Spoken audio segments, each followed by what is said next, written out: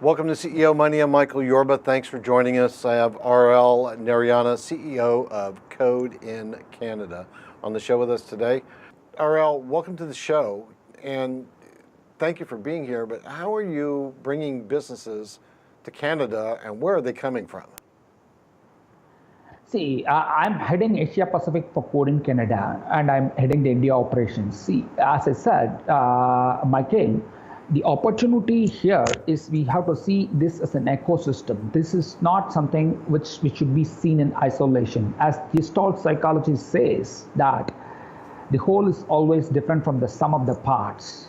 So we see it as a whole as an entry point into North American markets. We work in areas of artificial intelligence, machine learning, and we work with a whole lot of startups in this part of the world which are ready for the North American markets. So because we have an ecosystem already built in Canada, we are using it as an entry point through Code in Canada for the companies to expand into the North American markets. We facilitate it. We have an ecosystem also in US with startups, with accelerators, with the fund managers. We collaborate. We see it as an ecosystem. We see it as a collaboration. It's not about competition, where we can, as a company, as an individual, we can contribute a little to the global growth. It's about growing. It is helping the companies grow. It is helping them to find the markets. It is helping them to find the investors. It is helping them to get the customer cash in. High quality investor cash and high quality customer cash is available in the West. The opportunities are in the East. So we are trying to match these two things and help the company grow into 10x, into 100x. That is our objective. Okay, is that what you mean by from 1 to 100 million in 1,000 days? Yeah, exactly. That is what our next thing is. I've mentioned that is 1 to 100 million. So if we get the high quality customer cash, for example, for a startup, if we are able to get the venture arm of a pension fund investing in a startup, so they already have a lot of money. So they are managing, for example, $300 billion or $400 billion, and they have a venture arm which will be, forthcoming to invest in ventures of their ideologies or their principles. For example, something in artificial intelligence, for which the universe currently in the geographies are neutral. It's about knowledge. Everyone who has got that point of knowledge that are to build that particular tool in artificial intelligence or machine learning, can make this from any part of this world. So once you connect these people in this part of the world to the people who have the capital there in the West, high quality capital, I mean, so there can be a very powerful collaboration.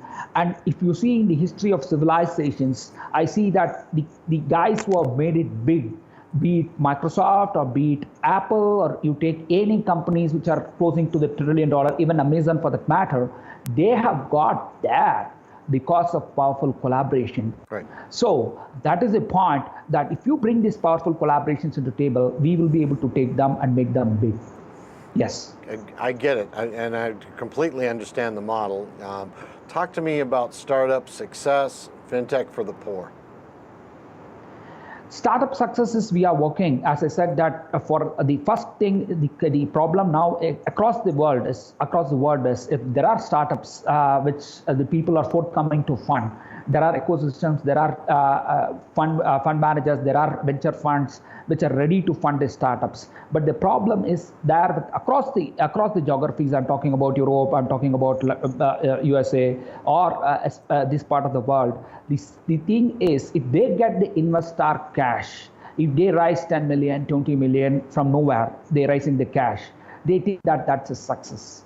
But unfortunately, that's not so. The investor cash is a seed which is given for you to grow and get that customer cash inside, except if you're in healthcare, if you're developing a particular medicine, you're working on the patent, where the Johnson & Johnsons and the Novartis of the world are ready to throw money at you for getting a drug to a certain stage. They are not bothering about the market. Go to the GTM strategy. They are not in for the GTM strategy. They are rather in for that particular drug.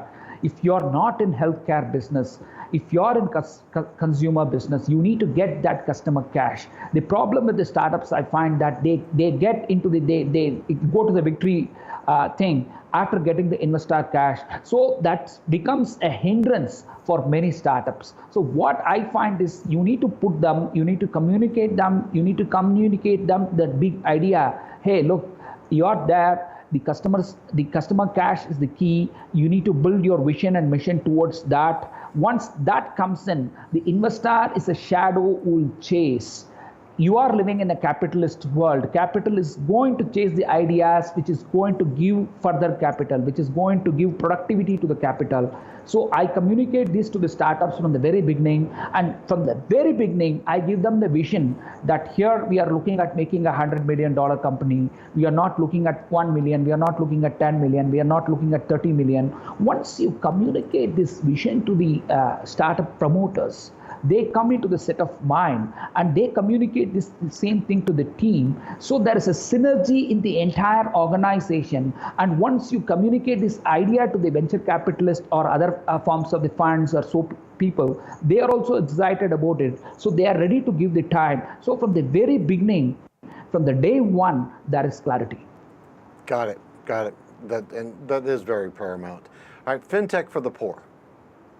Yes, fintech for the poor is, I find that, see, it's very, very simple, Michael. If you have a $1, you can give 10 cents to somebody. If you have $100, you can give $10, $20, or $30, or even if you are super charity minded, you can give $100. But if you don't have anything, you cannot give. So my idea is you have to reach the prosperity to the poor through making them prosperous. So for somebody who is already prosperous has to be in the participative journey of teaching them how to fish, not giving the fish.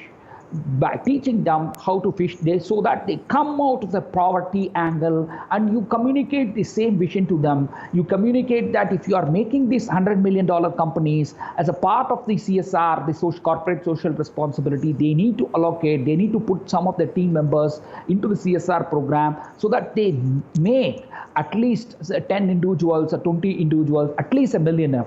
So if that is the objective, you reach to the poor. So the fintech for the poor especially is whatever we are doing in India, where the government itself is taking the initiative through the Aadhaar, which is for the first time happening in the entire world, where we are having 1 billion people connected towards the poverty alleviation programs, where the government money directly goes into the bank account. And for the first time in the world, for the history, there have been millions of bank accounts have been opened for poor in a matter of 24 months with a proper identification proof or whatever it is. So for the first time in the history of civilization in this part of the world, they are enjoying something called a banking experience.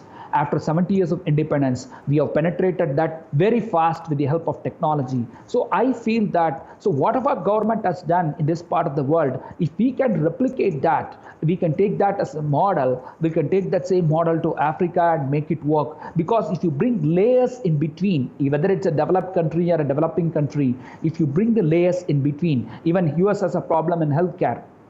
If you bring the intermediaries in between, so there is a leakage, there is bound to be leakage, there is bound to be slippage. So if you remove the intermediaries, and if the government facilitates that, and for that I see that technology is going to be a greatest boom, especially for developing country like India, because we have not invested in any of the old legacies.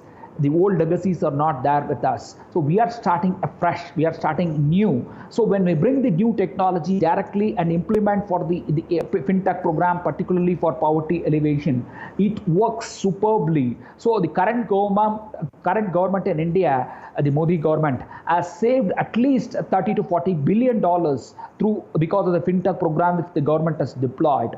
That is direct savings for the government, and there are so many indirect savings which is going to happen. So I have seen it as a first-hand experience that the fintech program, especially when it comes from the top, when it comes from the government, especially for the poverty alleviation things, it works brilliantly if the government is directly involved and pushing it, especially in this part of the world, it has worked brilliantly. That is my experience. Got it. That I can see that you're doing a great service, all the people that you're coming in touch with.